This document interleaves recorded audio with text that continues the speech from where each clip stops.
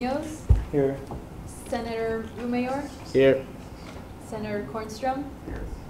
Senator Sizer. Senator absent. Moving on to approval of the agenda. Do I have a motion? Senator Fitzgerald. I motion to approve this agenda. Is there a second? Seconded by Senator Carlson. Is anybody opposed to approving tonight's agenda? Yeah, okay. Tonight's agenda has been approved. We're now moving to approval of the minutes. Do I have a motion?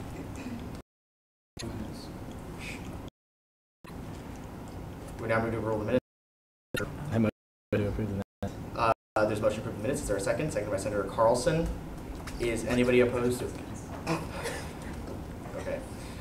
All right. All the discussion on approval. Senator Gray. Minutes were never sent. Yeah, we haven't seen them. So we haven't seen them. So do you want? Oh. Do you want to table them? Senator Gray. Table this. It's just gonna. There's a motion to table the approval of the minutes. Is there a second? Second by Senator Kwan. I forgot. They never got them. They never got the minutes. I never got them to send out. You're awesome. Yeah. All right. I forgot. Discussion on tabling for 1 week. No. Okay. Is anybody opposed to tabling the approval of the minutes for 1 week? All right. Last week's minutes. The approval of last week's minutes has been tabled for 1 week. Now moving to guest speaker, Renette Doty, Associate Director of Student Life.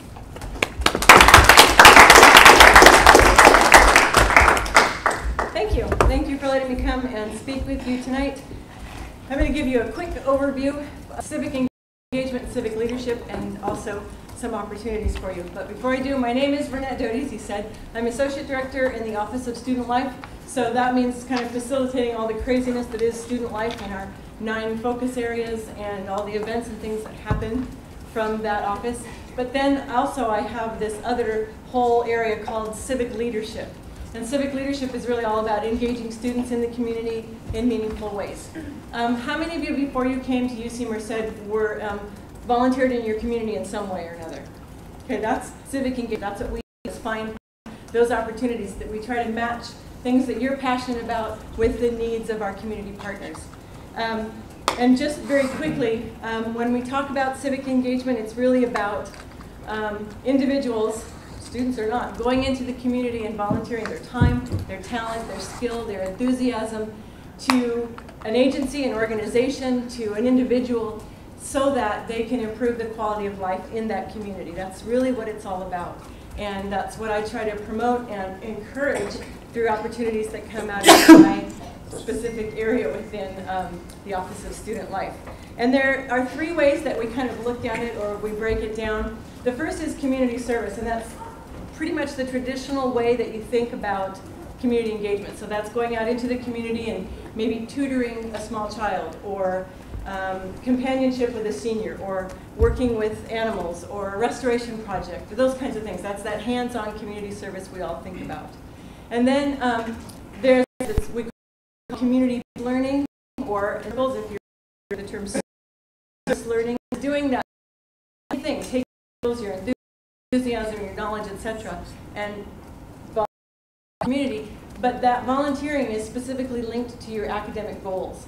So, for example, if you're taking some kind of course that works on, we'll say, chemical engineering, and they ask you in a small town if you can help them work on how can they improve their water purification system. And so you somehow come together with a group and you come up with the new whirligig that does that exactly for this small community. That's that whole idea of it's tied to your academic goals. What you're doing, what you're learning in class is connected to what you're doing out in the community. It's bringing theory to practice. You're seeing how it works in community-based learning, or as I said, service learning. There's also philanthropy. And a lot of people are engaged in philanthropy, particularly in our clubs and our Greek organizations. Philanthropy is when you help raise funds to donate to a larger organization that is meeting a need. So an example of that is the Walk for the Cure. What's that called? Relay for Life. There's a name for that. Relay for Life. Relay for Life. Relay for Life, that's the one. And if you go out and walk around the track for 6 hours, you're not curing cancer, you're not doing a hands-on around a track, but you're doing that because people are funding each lap that you make.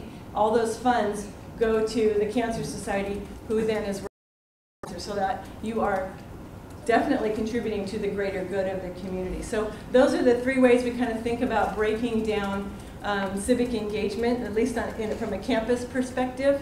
And then before I run out of time, some ideas that you typically can be involved in. I'd love to have you share these with your friends, your roommates, etc. And I'll talk briefly about these.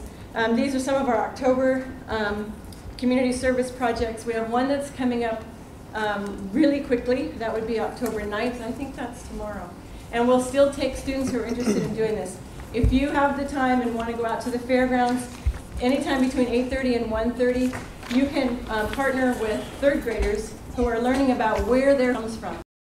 And they're looking for students that can help take small groups, that can maybe work in a particular area and show them how something works, that kind of thing. It's pretty casual, but they definitely need some help getting all the 3rd graders through the different workshops or booths. Henderson Park and River Cleanup is happening October 11th. Again, anytime you can go out between 8 a.m. and 3 p.m. They're doing cleanup. It's out towards Snelling. It's a beautiful park, a beautiful stretch of the river. If you have a flotation device like a kayak or a canoe and you want to clean up on the river, you can take that and do it. Or if you want to walk along the river or the road and do cleanup along there, you can go in a group with a friend. They'd love to have you out there as well. Yes, am I done? Oh, 5 minutes. Thank you. I thought you were Water Facts. Integrity Week is coming up on Wednesday of that week, October 22nd. We have an opportunity to go out into the community and share with our community members who may not have the time or energy to learn about what the drought is doing to California and what are ways that they can conserve water. And so this is just a quick way that we can pass some of that information out to them and share that with people in our community and help make a difference. Then you can see there's a number of fall festivals or carnivals. Those are the elementary schools. Again, this is an important project because when our students show up and help with the booth, the parents can do the activities with their kids. And that's something they don't get to do very often. A lot of times their kids are in school, maybe they're in after-school daycare. So to have those times with their kids, it's very valuable for them. So if you can help out with any of those, we would love that. And finally, Trunk or Treat. Many of you participated in that last year at the Boys and Girls Club. It's a fun event. Grab a couple of friends, take your car down, decorate your car, wear a costume, and you pass out candy. It's a safe way for small children and retreat and to see others dressed up and to have a fun time. Boys and Girls Club hosts a haunted house and some other activities, so they could use your help in many different ways, and so we'd love to see you involved. Any of these you can RSVP for on Cat Life at Civic Leadership, and we ask you to do that just so that we can give the agency an idea of how many people will be there to help them out. I think that's about my time. Do I have any questions before I go? Yes? Where's Water Facts at? We're going to be at Target and at the green store next to Home Depot, which is called, what? Dollar General? Dollar General. That's it. And it's like a tabling event, yeah. Anything else? Thank you again very much, and I hope to see you out at Los Angeles.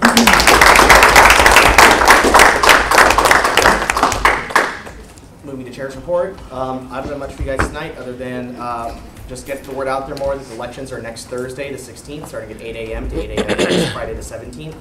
The week after that, on Saturday the 25th, we have our dinner at Charles's house. So my plan right now is for a couple hours of workshopping here on campus. And we'll be going over a lot of stuff we did at the executive retreat, except we bring it to ASUCM as a whole. And then after that, we'll be having dinner at Charles's house around between 4 and 7, tentative right now. And I'm going to try and get that boxed in a bit more, but we're going to try and have it a bit earlier in the day so you're not stuck pretty much all day doing ASUCM stuff because it is a weekend. The 25th, yeah. Other than that, social media blackout is still in effect for the table. That means no LO, is that what it's called? The new one's called? Yeah. Yeah, no LO, even if you got an invitation. What's the Anti-Facebook. Yeah, so other than that, that's about all I have tonight. Moving on to elected and appointed officers reports. Are there any elected or appointed officers that would like to speak? On one. Senator Gray. Awesome. Hello, everybody. So, I was appointed to the Student Advisory Board to the administration. The first meeting was was on the starting of October, and I just have some updates for you guys. I mean, we've heard a lot throughout, pretty much since we've been here. It's a 2020 project. So I'm just going to give you guys a quick update of what it is right now.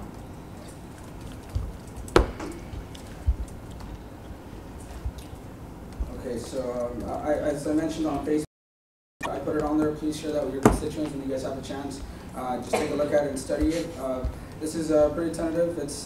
These are pretty much where they're trying to break up the space that we have for development. So as you can see right there is 1.8 million gross square footage. And they're trying to break that down into all these separate categories. But right now they're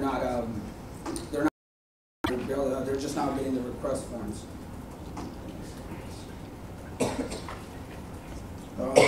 Right here you see the breakdown on what they believe those 1.8 million square foot is going to be. So you can see it's broken down to academic space, housing and dining, academic support, recreation, athletics. But again, we don't know what each one contains until the request forms have been processed. So yeah.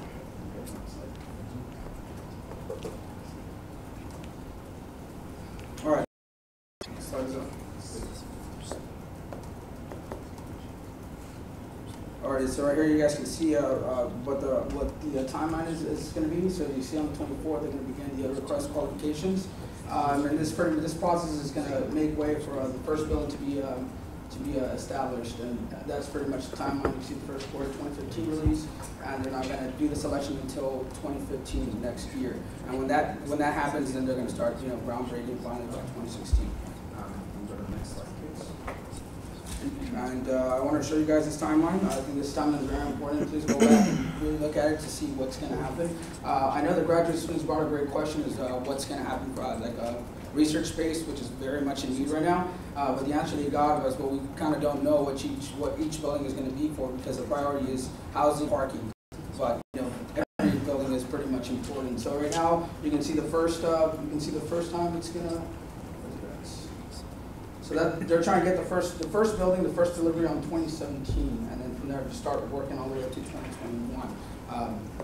So that's pretty much the idea. This is an important timeline to look at. But again, they don't know what each building is going to contain. I know some people have asked me like, "Oh, are you pushing for a student union where students can get involved?" Fortunately, that's not at the process that they're at right now. They're just at the process of let's figure out how many buildings are going to be.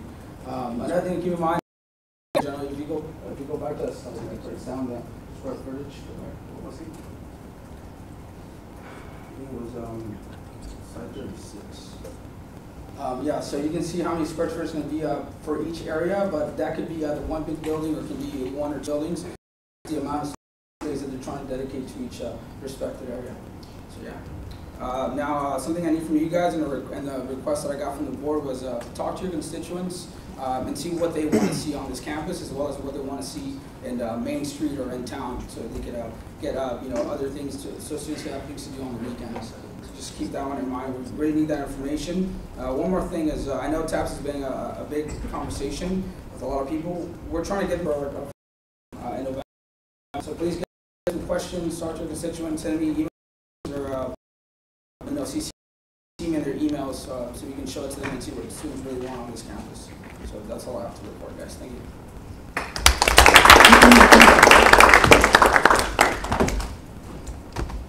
Are there any more elected or appointed officers that would like to speak? What's it on, Kevin? Healthcare advisory. Can I step over there? Yeah. By the way, be careful. We're going to have a quorum issue tonight. 7 resistors gone, so no one leave the table now because we're at 9. All right, what's up, everyone? So I had my first healthcare advisory meeting with Dr. Boggs earlier this week. We plan on having our next meeting sometime early next month, and I plan on holding kind of office hours for students to come talk to me about their concerns with UC shifts sometime early next week, and I'll be announcing that via Facebook as soon as the rooms open up to allow me to get some meeting space. So some of the questions and concerns that were very immediate that were brought up the meeting where I was put in this position was students that were on UC SHIP the previous year but did not qualify for it this year. There are two main reasons for that factor. The most prominent factor is that they changed the requirement for the distance from the school, which they are allowed to have their primary hospital or primary physician located.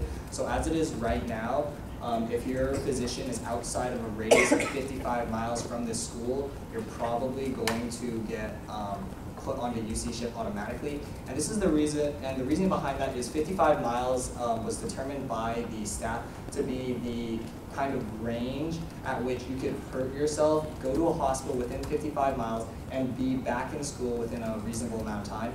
If it's past 55 miles, then their worry is that if your hospital is down in LA, you're going to be missing weeks at a time, depending on how severe your case is.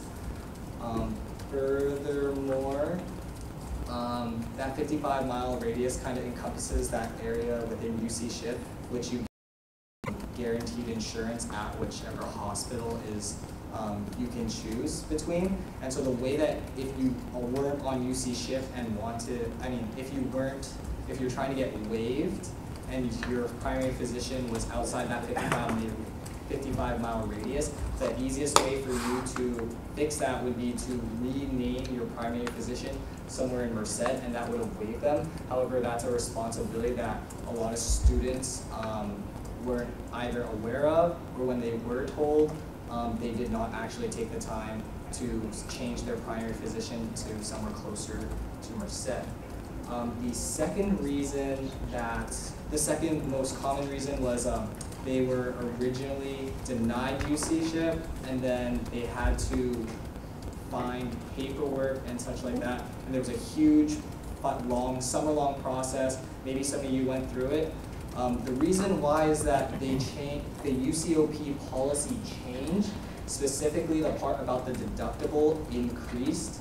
However, when they were doing the increase in the deductible, there was apparently, they did not account for individual students' health security accounts, or HSAs. So apparently they forgot to add in this account, which you can actually, it's an account that each family or business has if your family is working for them. And basically the way that works is that you can pay those deductibles from the HSA. So they failed to take into account the HSAs, and so when students, parents were calling in and asking, can I pay these deductibles with the HSA, the school, they had missed something, and so they went back to review each case. So that's why there was a lot of back and forth on students' behalf in order to get waived right after they had just previously been denied getting waived from UC SHIP. As of right now, the practice waiver is not updated. However, they did realize with the change in HSA and the change in requirements for the distance, it was done very close to the time they were putting up the sample waiver. So they didn't actually, they kind of forgot to update the sample waiver while they were changing everything. So they did note that, and they're planning on trying to, they have it kind of set as a key priority now to make sure that the practice waiver is going to be as close to the actual waiver as possible. So they're definitely aware of that, and they are having plans to make sure that's done for next time. All right, and that's it.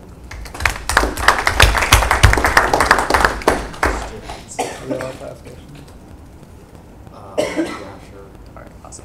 If we're not. Yeah, that's what we're not. So I don't know, have they discussed as far as I know. A minute left though. Okay. I know there was a lot of issues with the waiver form. One of them being that qualified to be waived, previous years were told that they were waived this year, and after financial aid came in, and all of a sudden they're like, hey, there was a mistake, and you're actually being charged for UC SHIP. Have they talked about them there? Or I believe that was the change in possibly the deductible and what the financial aid was allowed to cover, but I can definitely ask about that more specifically. Are there any more elected or appointed officers that would like to speak? Donald?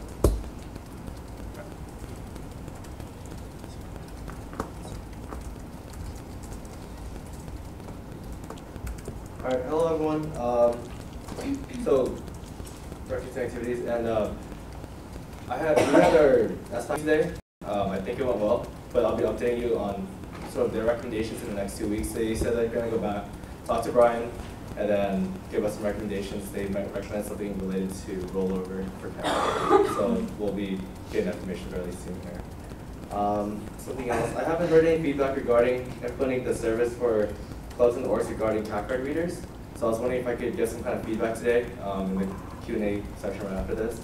And some of upcoming CAB events are the movie night on the 16th. We may have another movie night on the 17th, in collaboration with OSL. Sold Out Poetry Jam on the 24th, and Treats and Meets on the 30th. And that's all the updates I have. So if I can get that feedback right now, and answer any questions you guys have. Senator Jones. Wait, you said you wanted to know whether or not like it was a good idea What- to use the cat card readers?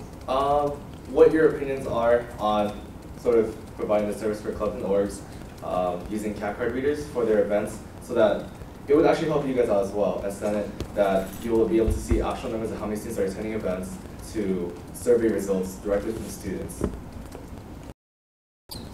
Oh, sorry.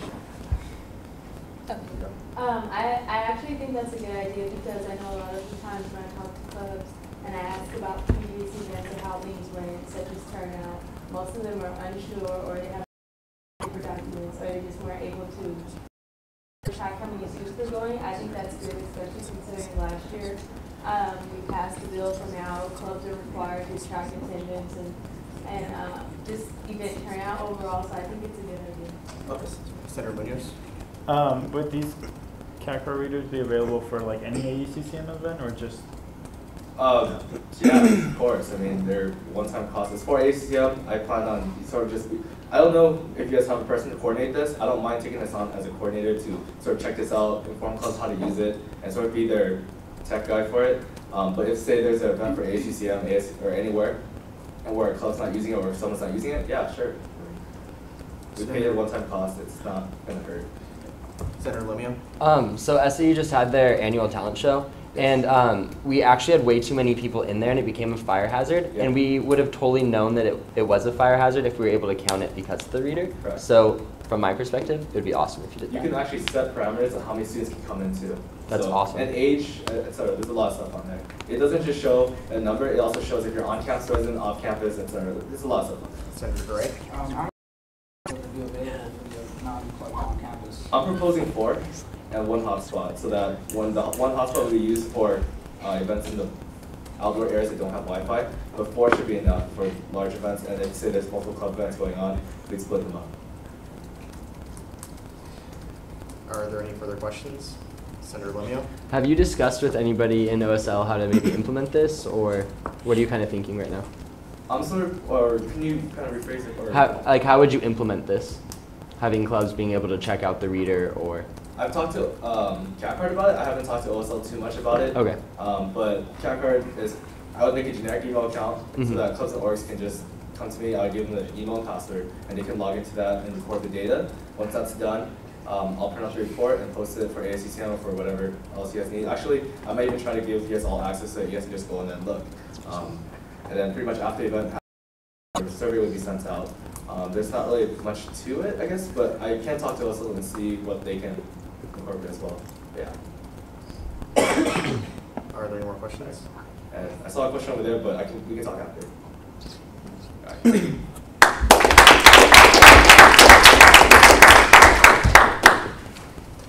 All right. Are there any more elected or appointed officers that would like to speak? Jefferson.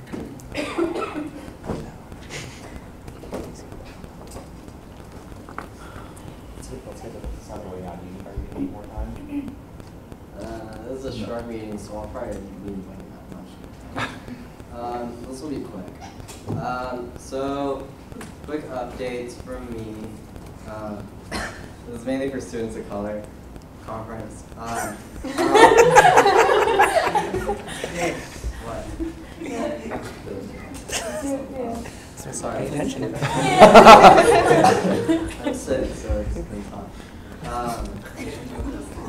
So our workshop applications are due relatively soon on the 17th. The workshop application is on UCSA's website. Also, our our campus's application is due on the 10th, and I've been sharing it around a lot on Facebook. Last year we had 210 people apply. Break that record this year. We have more students to apply, so that's why I've been spamming Facebook a lot. But back to workshops, I really encourage you all to host workshops as student leaders on our campus. These workshops would be for students from across the state, and they can be anything pertaining to, I guess, social justice for students, towards like faculty or student diversity. Our campus being one of the 2 current federally recognized MSIs in the UC system, it'd be a great thing.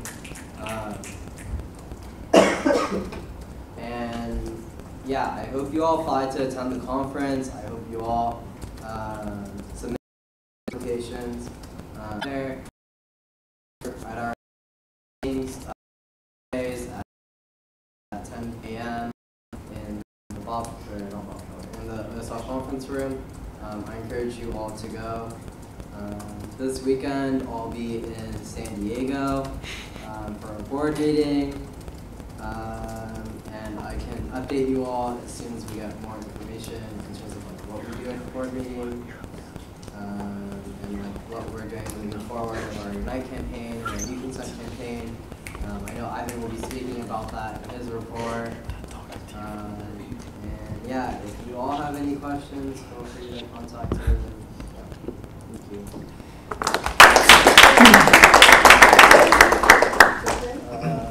17. Are there any more elected or appointed officers that would like to speak? No. Officer reports. Senator Pro Tempore, Senator Jones. Buddy, guess what day it is? Hump day. Hump day. Knew it. So I don't have much to report, but I guess I can talk about a little bit about what I've been doing.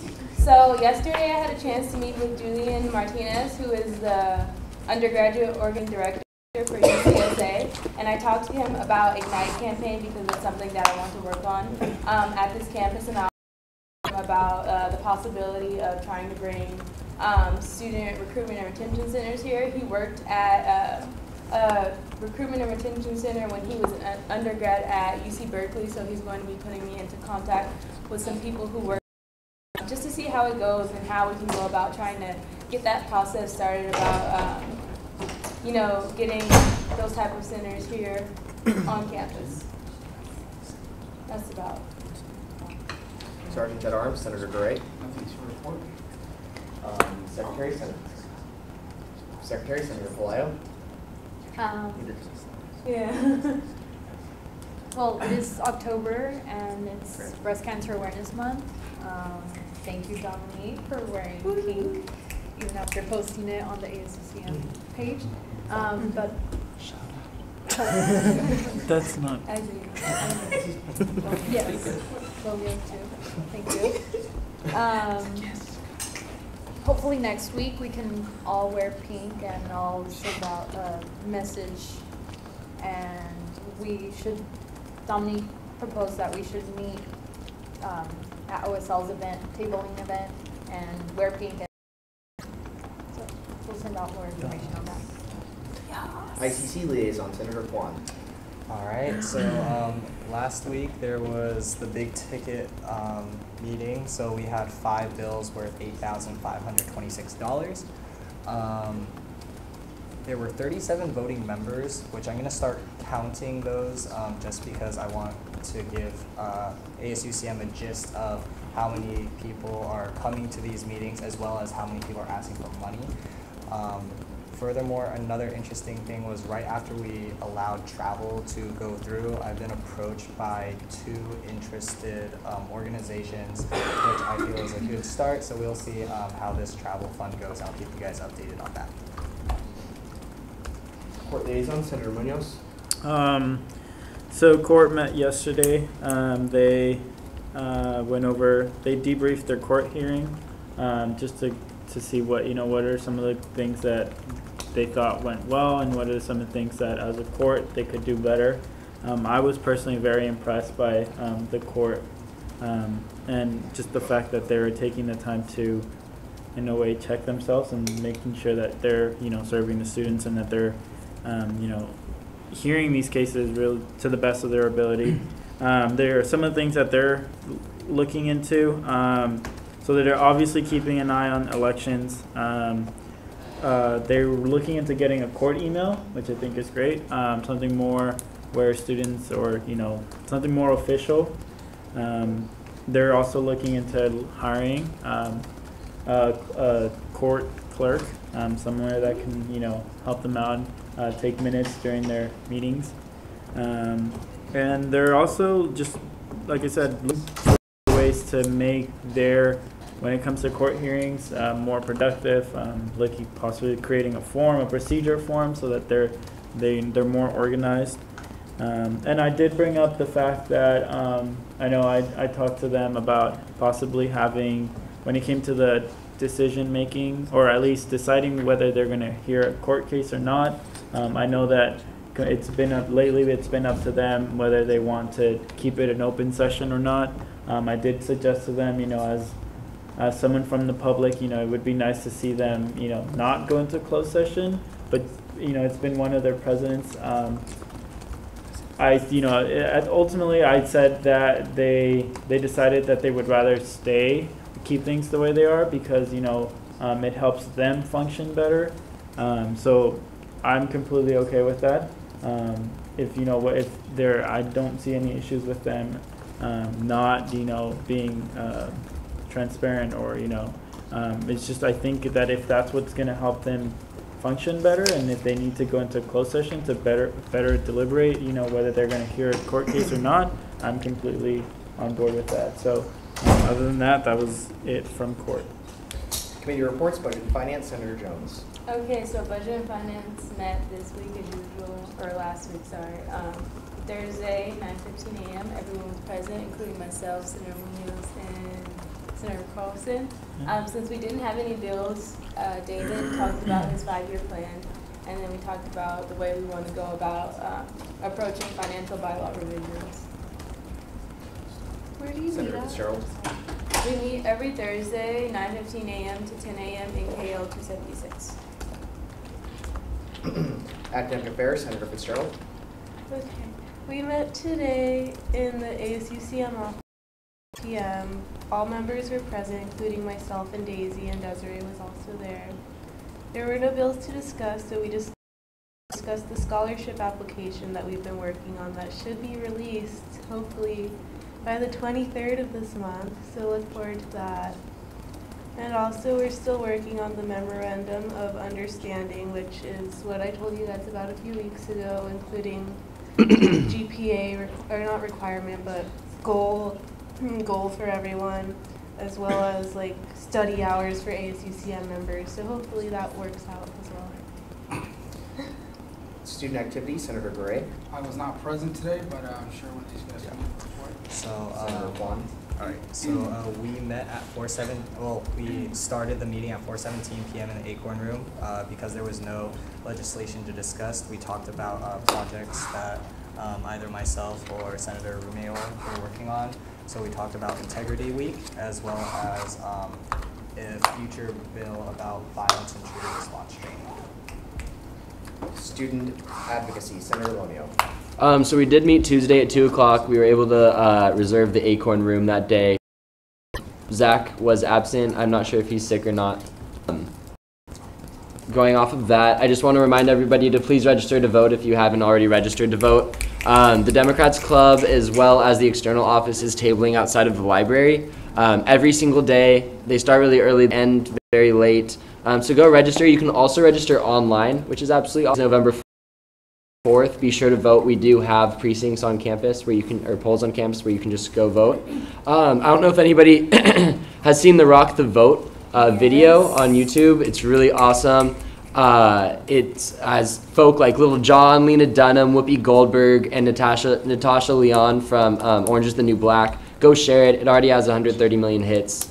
And this year, because it's going to be a really low voter turnout. That's just how midterm elections go. And who knows, we might actually end up with somebody who doesn't support more funding for higher education. So please go vote. All right, advisory reports. Hi everyone. Steve. Hi Steve. Hey, How's it Steve. going? Good.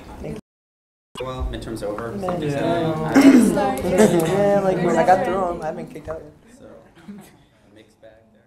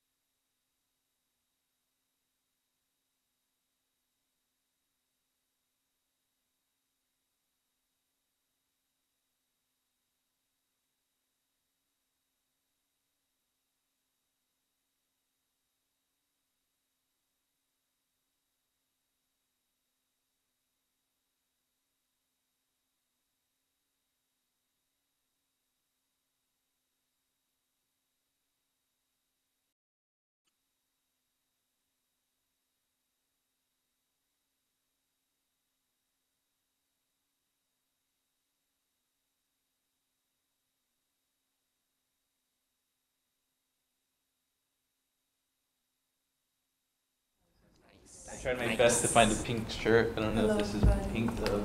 No. Same. Someone's This is same. salmon.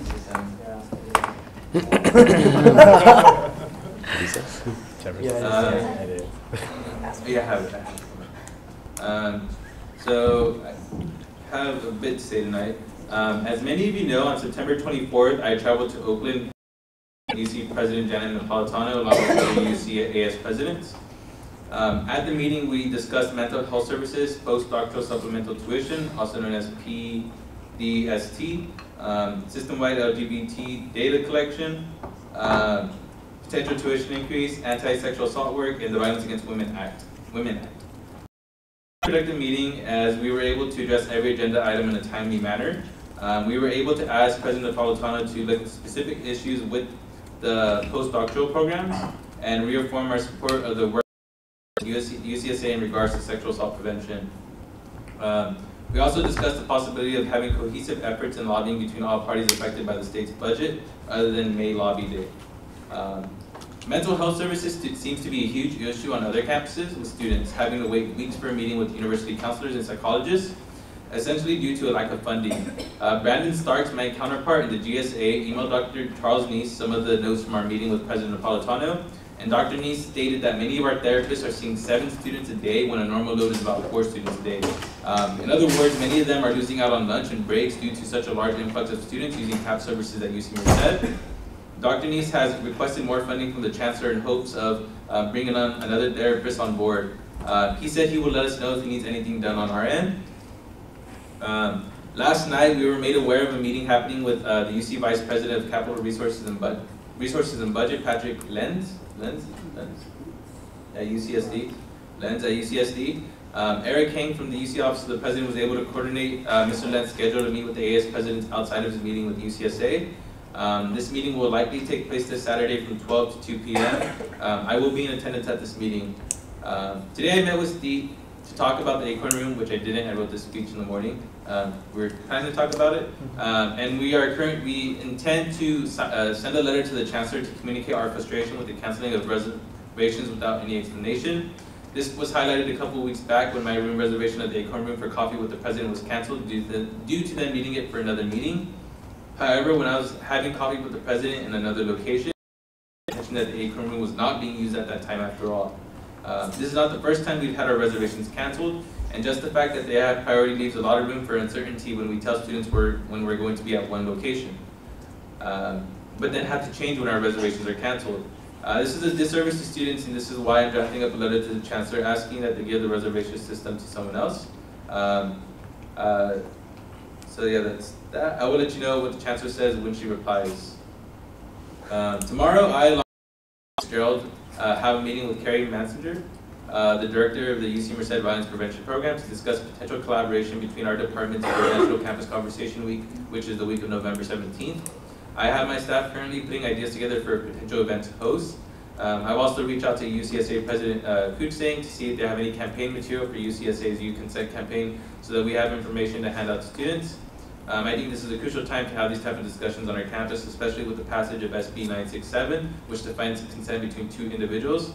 Please let me know if you would like to contribute to these efforts. That's all for my updates. I want you all to know you're all doing an awesome job. Let me know if you have any questions. And I do have a quick question. Did anybody receive the Circle K bill? No? Okay. That was just a question. So, no? Okay. But does anybody have any questions?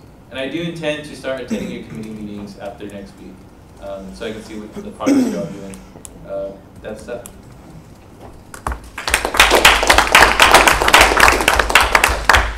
Report, David.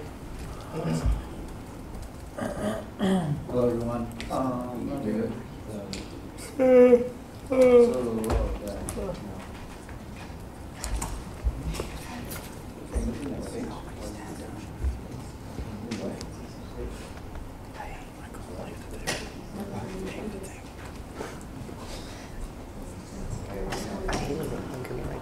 I can't be the asshole. Those guys. Remember. So there we are. This is, I don't know, Connie has updated this continuously, but the numbers, the hashtags are because it's too big to fit in that amount of space that we have. But this is pretty much what we've all passed thus far. So yeah, this is where we stand. Can you scroll down, Andrew? So yeah, can you actually expand the columns? Never mind. I can get that number if you want me to in a little bit, but I think it's around same as last week because we haven't really changed 80. And then I also want to talk quickly about ICC. So I was not able, oh, there we are, 100 is how much we've allocated. And so our balance is 166. So, yeah. So I quickly want to talk about the ICC bill. So I did not talk to Connie because I saw that it was approved and then vetoed, and then rectified. And so I did not like change anything, and so they'll be changed. And she was busy all day today, so I wasn't able to meet with her to do all that changing and all that movement around in the budget. So it will be done hopefully by Friday when I meet with her, because she takes Thursdays off. So that will be done here this week. I want to talk about what Donald was expressing. So if you all, it seemed like you all were in like a positive attitude towards his, I guess his proposal, but we also, me and Dominique and hopefully Ivan and the three of us will meet hopefully so we can discuss further on how, because he wants, remember I brought it up last week, that we need to talk about it further so that we can move forward with it hopefully here soon, because you speak on behalf of Senate. So there we are. And then also SBAC. So I want to bring up SBAC. SBAC actually did, what's his name? Vice Chancellor Neese did actually bring up that to SBAC, how CAPS does not have like a sufficient enough, or sufficient funding counselors and funding in general. It is very high this semester. Compared to other campuses, I think it was like very high compared to the average in general. And so I think SBAC is also working along with that to see what funding we can give on behalf of, I guess, SBAC, and also see what proposals next year that CAPS gives, how much we can actually fund them, hopefully to the full amount and hopefully additional. We'll see, that will be next semester. And then we also met with CAP today. That was a very productive meeting. We asked very productive questions.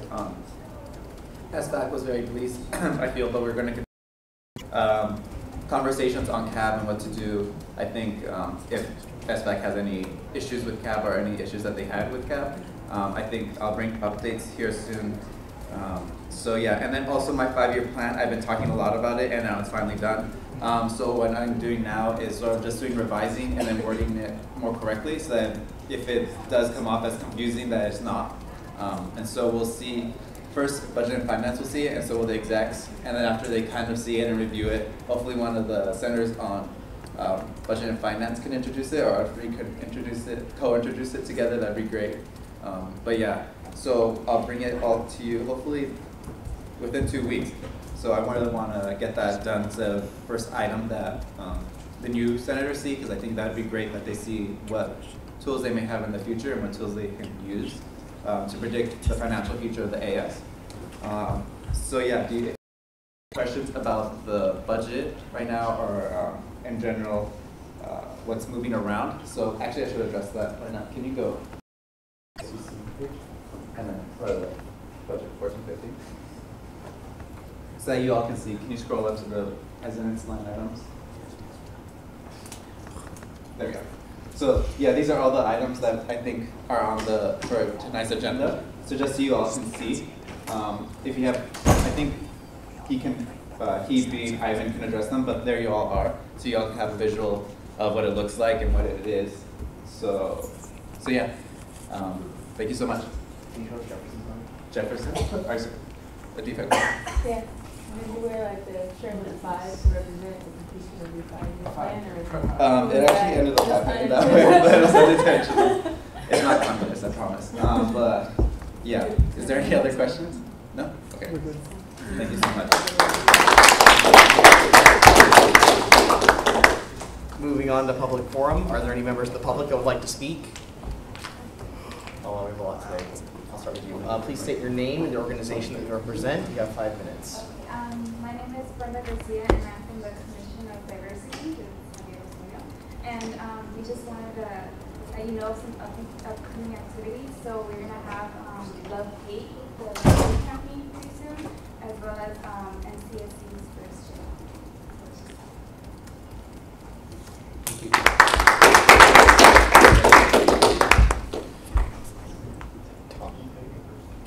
Oh, okay. Are there any more members of the public that would like to speak? All right, Zach. Hello everyone, my name is Akaris Daniel. I'm representing St. Jude's St. Jude Up Till Dawn at UC Merced. As many of you know, I spam Facebook a lot. We're opening up positions on our executive board to everyone. I emailed all the clubs and organizations last night. I think at 2 a.m. Pretty sure it was 2 a.m. But generally speaking, we have about 8 spots open.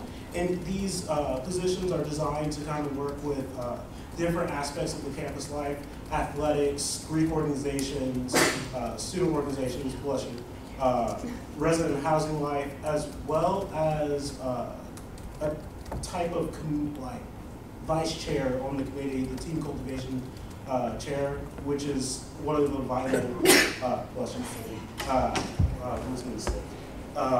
one of the key positions on the Up Till Dawn program for recruitment. Overall, I would like to say that the applications are available on Facebook and as well as on our Facebook page. And the applications deadline is actually this Friday at 5 p.m. It's a bit long, but I'm treating this as an internship because this program actually opens up doors to the St. Jude's Children's Research Hospital and the American Lebanese, I believe, fundraising charity organization. The main organization that supports St. Jude's Children's Research Hospital.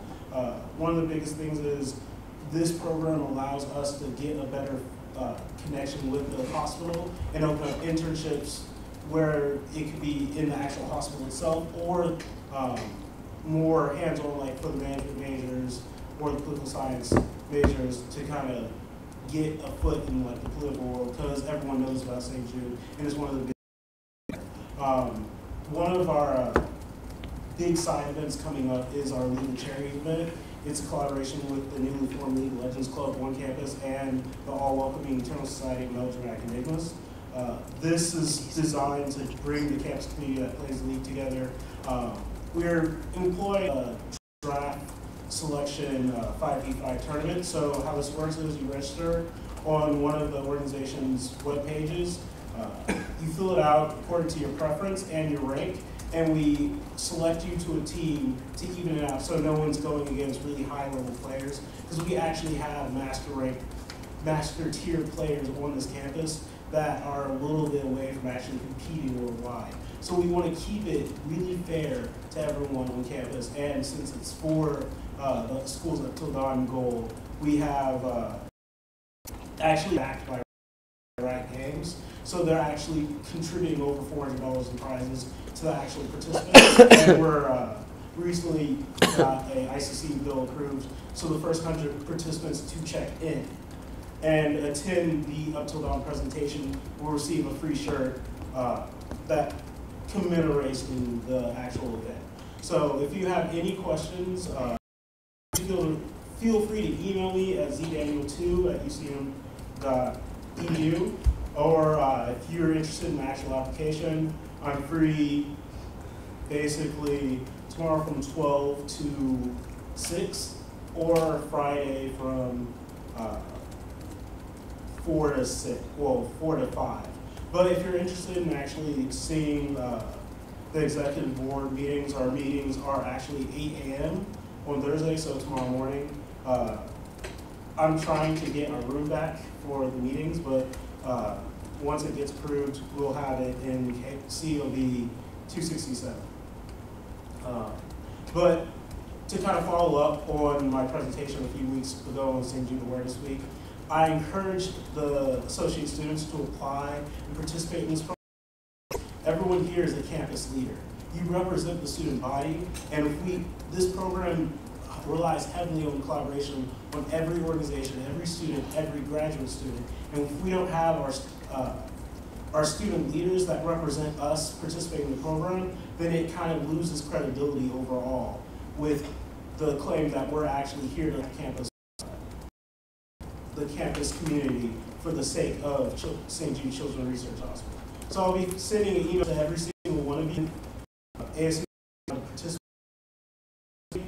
and if you have if you need information, feel free to know where to find me. I'll be in.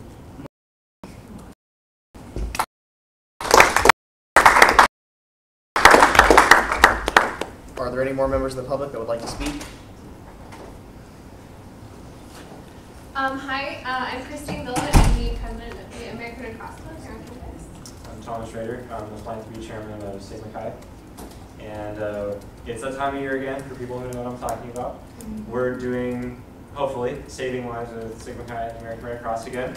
And for those of you who aren't familiar with the event, it's where we CPR, first aid, and AED certify students, faculty, and staff.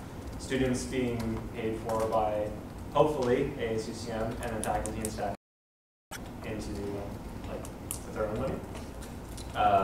Last year was very successful. We had a good turnout and certified about, it was like exactly 100 students. And if you ever see them, they have the shirts walking around, it says on the back here, CPR, first aid, AED certified. And yeah, also if you have any questions, any of you, regarding the bill, and if you look at it, there'll be some changes that compared to last year. So if you have any questions about that, feel free to contact Huber, who can answer probably some of the questions, and then they're like really intense, so you can forward it on to us, and we'll be sure to either have a meeting with you, email back and forth, whatever it may be. Yeah, we're kind of hoping to keep it the same as last year. We're going to certify about the same amount of people. We're going to do it kind of the same way, but we're going to change it up a little bit so it's more efficient and it's better. Yeah. Yep, that's it. Are there any more members of the public that would like to speak? All right. So I would say we've done old business, but this is kind of weird. I haven't seen this before. No old business tonight. So we're moving on to new business. Presidential nomination of Phil Kova as the ASUCM representative to the Athletic Advisory Committee. Do I have a motion? Senator Munoz. I motion to approve the presidential nomination of Phil Kova to the ACCM representative. There is a motion to approve. Is there a second? Second by Senator Lomio. President Flores. Hey everyone, so I sent his resume yesterday. Did you all get it, along with my other two appointees? So the Athletic Advisory Board, they actually have a website. Not many of the other advisory committees do. What they do is they meet and they communicate the needs of the athletic department to administration. They do report to the Vice Chancellor for Student Affairs, who is Dr. Neese, which is different from who the TAPS Advisory Board reports to, who's Michael Reese.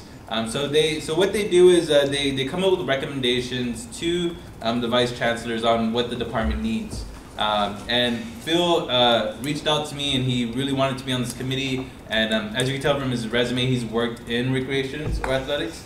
And I actually met with David Dunham today, and we talked about who my appointment was and stuff. And he's very excited to have Phil on board. And Phil being a part of our AS, I could see Phil coming back every month and reporting after they meet about exactly what they're doing, similar to what Senator Gray did today. So I'll hand it off to Phil and then talk about his qualifications. Hi everyone, my name is Phil Kova. As I've mentioned, I'm going to keep it short since our Senate meeting is going really quickly. I think it was at the age of 2 that I first had my first ice cream cone. Just kidding. So like Ivan has mentioned, I have worked a lot with recreations and athletics. I've worked with recreation and athletics almost as long as I've worked with ASUCM. I do have the connections with not only the athletics department, but also the administration in our recreation and athletics department. I currently work under not only Hannah Brown, which is the coordinator for the rec department, but also Sarah Rank, who's actually the administrative assistant, person who's in charge of it. I keep connections with also our retail staff and all the different individuals, not only just athletics on the intercollegiate level, but also our intramural sports and our sports clubs as well. I am known by all the coaches. Everyone who deals with athletics comes to me for general questions. I do work at the reception desk. I work there every day, except for Mondays when I'm looking to pick up that shift at least 1 hour, so I'm always there answering questions that deal from anything regarding athletics as a whole, or also the recreation side as a whole. I'm very friendly with the coaches, most of them knowing me by, actually all of them know me by first name basis. A lot of the athletics teams know me by the name basis. Anything that has to do with the athletics department does come by me. The reason why I've actually wanted and expressed interest in this position was because of the fact that my relationship already with the recreation and athletics department. We've had a relationship between and rec taking advantage of already have these strong connections formed with these people. There isn't going to transition period where I have to get to know the having to asking preliminary questions. Who are you? Why are you here? The skepticism. I've already proved to myself with them that I am a loyal employee. I can work with them regarding issues regarding our own recreation athletics department inside the internal department as a whole. If you all have any questions about my qualifications, please feel free to ask. I'd be more than happy to answer them to the best of my abilities. Are there any questions from the nominee? Senator Jones. Sorry. Oh, can you phrase it like a question that he can answer? Ask to verify. Yeah. Would you agree? Are there any questions for the nominee, Senator Munoz? What are some of the things that you would like to see, or at least what are that you're would like to work on as being part of the athletic advisory committee? One of the main things that I want is getting communication going on between us and the rec and athletics department. A lot of the questions that I do get asked because I am involved in ASUCM is simply just who can I talk to and what's actually going on in ASUCM. Getting the actual friendly basis to actually get some more of the athletics department out here, coming out here, talking about their own specific issues, but also enough for us to actually get to meet and talk to them. That's my biggest concern, just getting the relationship up and running. Senator Munoz? Do you, I'm not. Do you see any issues with, I mean, I'm not very familiar with like the athletic. Are there any issues that you think, you know, that need to be solved? Not so much issues, there's just not an actual clear line of communication. I know recently, last year when we had our fitness passes get, there was this big conundrum between ASUCM and recreations that recreations should have come to ASUCM so we can get it better out to the students. These are the student representatives who represent our students. They should have come to us first. And I know on the side of recreations, they weren't too happy that they would have to go through ASUCM, so there isn't really a sort of liaison to us all. And I hope to serve as that. Like I said, communication is the biggest thing that I hope to accomplish. Are there any further questions? If there are no questions, then move to a vote. Please run your slip of paper that you should have, I hope. Let me know if you don't have any.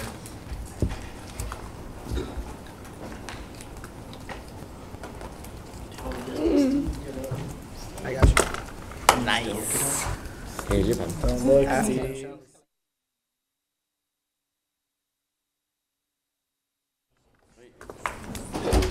Can we get him? We all know it. Scuba Steve. I love that movie. It's me, Scuba Steve. What's that from? Big Daddy. He doesn't like me. Oh, yeah, it's a little toy that he has. Oh, okay. I know he doesn't like me. Steve, why don't you like me? Steve. Big Steve. The presidential nomination is unanimously approved.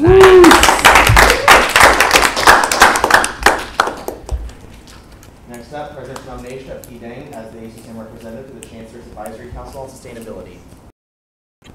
President Flores. It's all up to you as a YOP right now. Yeah, you have the motion to approve, or you guys can table, or you can just not say anything, and you can just put it in again next week. Let's do that. Yeah, every week. But he has YOP every week. That's the thing. And I mean, you've already approved them as the Commissioner on Sustainability. Senator Lumia. Am I able to speak right now? Yeah. Motion to speak for you guys. Permission grant. Thank you. So I work with him I was kind of on his council for a little bit, and he was really cool. He's totally on top of his game. He's a freshman. He's really committed. I think he'd do absolutely amazing at this committee. I mean, yeah, on this council. So do you want them to approve it, Ivan, tonight, or? I'll speak on his behalf. All right. So you guys need to go through the approval and let him speak then. Okay. So do we have a motion? Senator Carlson. Motion to approve the nomination of T. Dang as the ASUCM representative of the Chancellor's Advisory Council on Sustainability. Is there a second? Second by Senator Rumayor. President Flores. Hey everyone. So T does serve as the Commissioner on Sustainability, and I don't know if you've seen his resume. You've probably seen it twice already since I appointed as Commissioner on Sustainability. But this kid has an impressive resume when it comes to sustainability. As a first year, he has met with Graham Mitchell, who's the AVC on Strategic Planning, and he's also created an application. I don't know if you've seen it yet. He's revamping sustainability a lot. I'm very impressed with the work he's doing at the moment. Unfortunately, he cannot be here tonight because he does have YLP, and YLP is every Wednesday. But I think that he would serve best on this Chancellor's Advisory Council because it's sustainability and it's something he's very passionate about. And as Lomia said, he's worked with them already for a bit already. So I know he's not here tonight, but he is an exceptional character when it comes to sustainability efforts on our campus. Do you have any questions for Ivan, Senator Munoz? I hate to be like the downer here, but if he has, you said he has YLP, every Wednesday. Are we ever going to hear from him at some point? Yeah, I mean, you will. It's just that this meeting is going super quick. He said he can make it by 9:30, but even though public elected and appointed officials, I'm pretty sure he would send a representative to speak on his behalf. But like I said, he's doing YLP because it's something that he enjoys. Not much we can stop him there. He's already been approved as the Commissioner on Sustainability. I can't take that. I could take that back away from him, but I'm not, just because he's not coming to Senate meetings to report. But like I said, he can feel free to send a proxy if he needs to, and I'm pretty sure he will. Or just email. Or email. Any more questions? Or you can just come late. If there are more questions, you can move to a vote.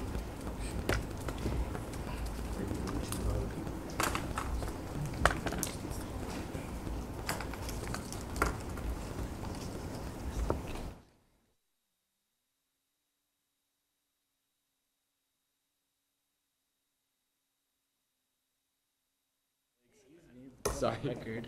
What? It's on record. What is? Oh. Oh.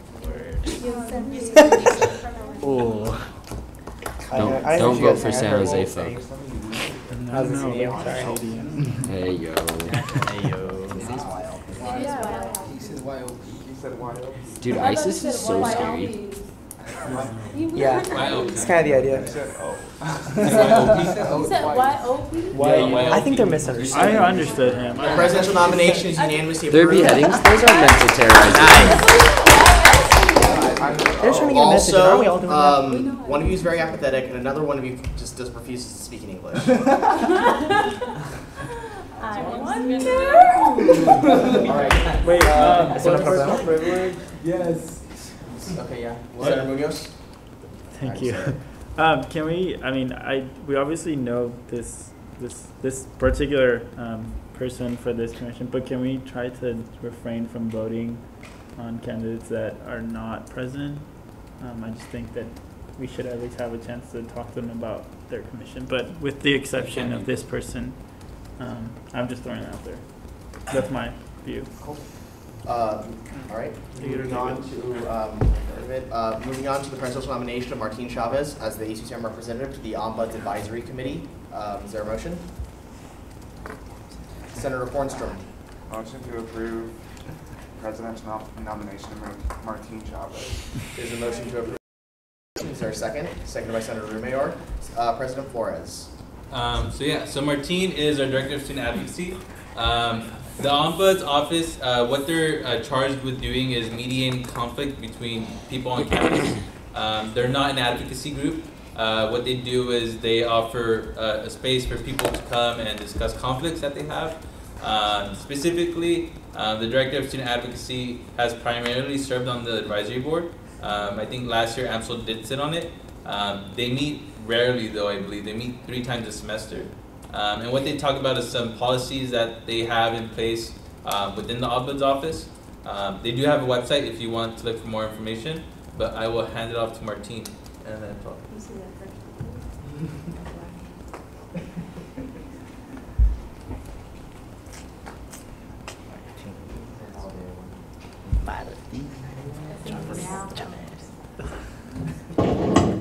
Hello. So, like Ivan said, my name is Martin Chavez, and thank you first for the nomination. And well, I'm excited for this nomination because it allows me to be share what I learned from Ombuds office and share it to our students. They do meet 3 times a semester, and also they help, like Ivan said, they help mediate conflicts on campus, whether it's faculty, with lecturers, or even with students, whether it be academics or other sorts of problems, even workplaces. So I look forward to being here as an ASUCM ambassador to Ombuds and sharing the information that I gained from them over to the students and seeing how we could, how the Ombuds office and how students that this is a service they can use on campus. So, any questions? Other questions for the nominee? Senator Jones. Yeah, so last year we actually had, I believe he's the director of Ombuds, or he was? No, Mark. Yeah, he's not the. but he's like an assistant, I believe, or Okay. associate. So yeah, he came in and he talked to us, and I know even some of us at the table had no idea what what omnibus was or what it omnibus does, or things like that. And I know just don't know that they have that resource. So how, in your position of director of student advocacy, do you plan to get that information out there to the students? Yeah, just like Dominique, I did not know we had a service, so that's one thing I'm going to try doing, tabling and telling people about ombuds. I personally know last year I had an issue where I needed that service, and I didn't know about it. So pretty much going out there and tabling and showing students that this is something they could take advantage of. Because pretty much at the end of the day, it really comes down to talking to students and telling them about services that are on campus. That's pretty much it. Munoz? Are there any things in particular that you want to at least bring to this committee, like some issues, or at least some ideas into it? Yes. So one thing is just bring the partnership that even though the department at UC Merced and they really are not, students really don't work with them. These are professionals. They bring to them that students' opinion that they need to be out there and talking to students. These like Dominique said, she didn't know about the service. I didn't know about the service. And I'm pretty sure a lot of other students on campus don't know about the service. My first thing would be helping them advertise and to the students and showing them that this is, like I said, a department on campus. Because I know many students, some have academic concerns and they would like to have that service there, or even on campus, or even just someone to talk to. And that's where Ombuds is the place to go. Are there any further questions? If not, you can vote on your ballots. Good to go.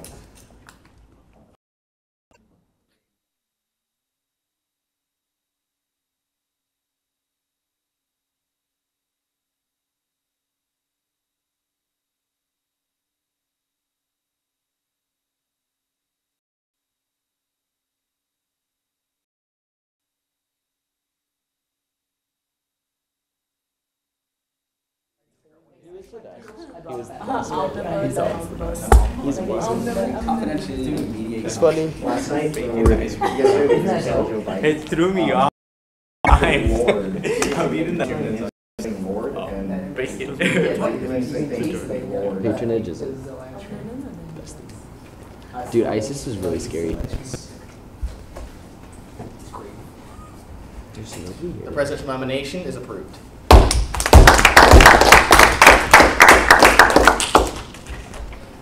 All right, moving on. Bill number 14, funding for AK Psi, introduced by Senator Kwan. Senator Kwan. Motion to move this bill to all committees. There's a motion to move bill number 14 to all committees. Is there a second? Seconded by Senator Carlson. Is anybody opposed to moving bill number 14 to all committees? Bill number 14 has been sent to all committees. Bill number 15, Saving Lives Through Kind, the American Red Cross, introduced by Senator Munoz. Senator Munoz. I motion to send bill number 15 to all committees. There's a motion to send bill number 15 to all committees. Is there a second? Seconded by Senator Carlson. Right. What's up for? Is anybody opposed to bill number 15 being sent to all committees? Bill number 15 has been sent to all committees. Senate action, transfer of $300 Cat Theater Commission line item to the 2014-2015 general fund. Senator Gray. Senator Gray. Motion to approve Senate action transferring $300 Cat Theater line item to the 2014-2015 general fund. There's a motion to, is there a second? Second by Senator Rumier. Discussion, you have 20 minutes. Senator Gray. As you guys know, President Flores has been talking about this for several weeks now, and that was one of the promises he made as president, was to give back, put money from his line items back to the general fund, and that's exactly what he's doing right now. He's keeping up on those promises. So I don't think there's much to discuss unless you guys want this money to remain in these line items that we use. Any further discussion?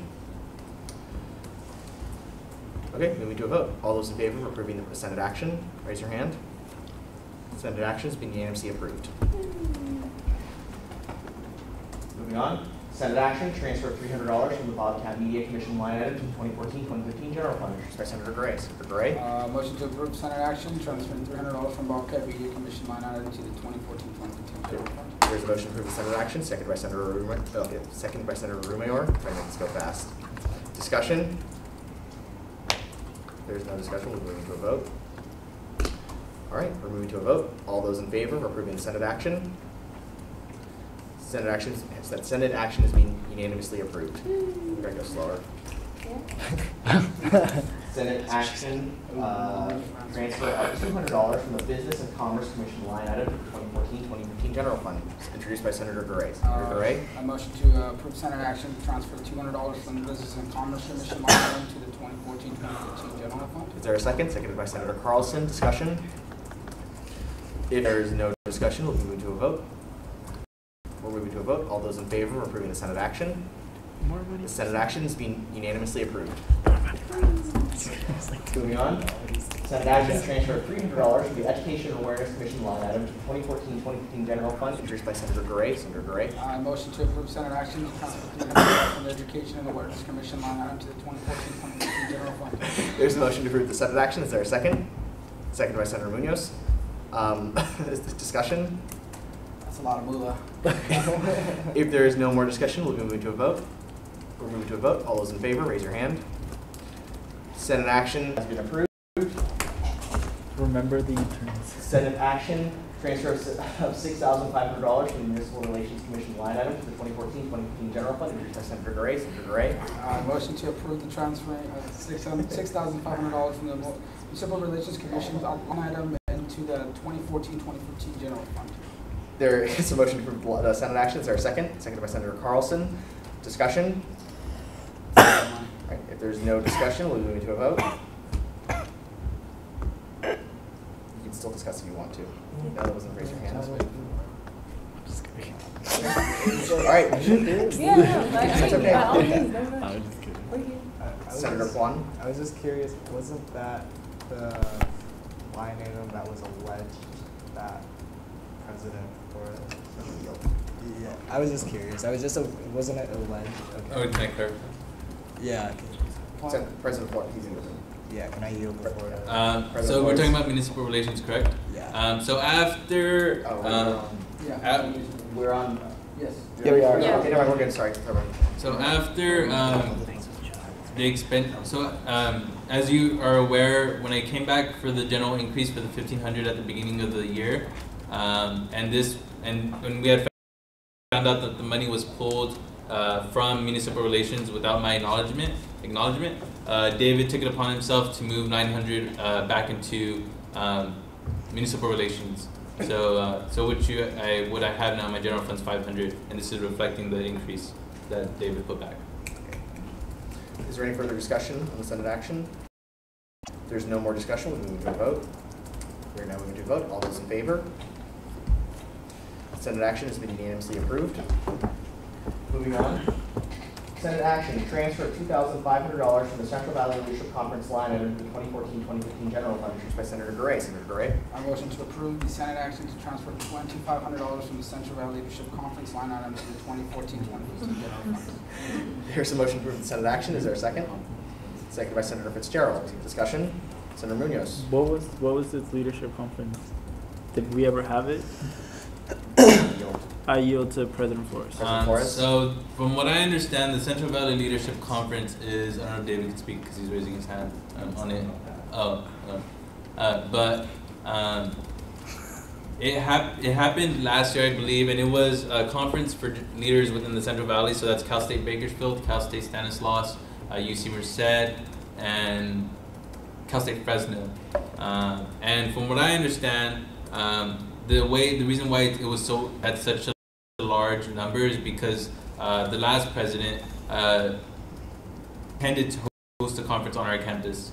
Because I did get emails from the other AS presidents at those campuses asking if I intended to host it, and I didn't. So this is where that's coming from. I think it's primarily CSUs, but like I said, I don't know. It's not my intentions to host it, so that's why I'm putting this money back. Is there any more discussion? If there, we're now moving to a vote. All those in favor? The Senate action has been unanimously approved. All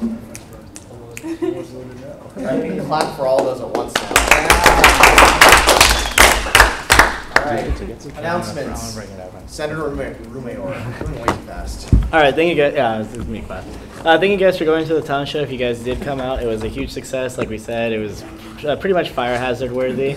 SAE's actually having Think Pink next week, so it's our breast cancer awareness event. It's $10 per ticket, and if you guys want to buy tickets, you can ask myself or Lomeo. All this money does go back to cancer awareness and research. Like I said, tickets are $10, and you can ask Lomeo and I at any time. All right, Senator Lomeo.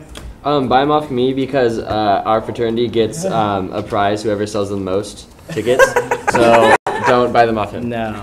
Wow, this is a team effort. No. Are there any other announcements, Senator Jones? I like to yield before the Davis.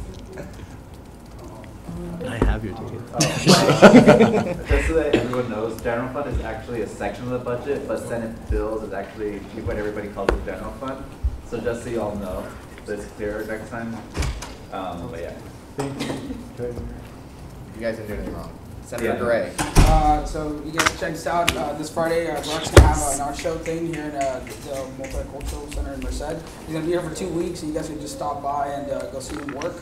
This guy is, it's surprising if you guys don't know how great this guy is. He's an artist who's actually making money while he's alive. Like, that's impressive.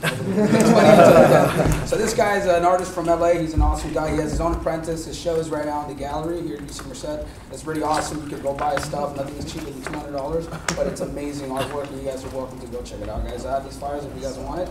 Please check them out. All right, are there any more announcements? Senator Munoz.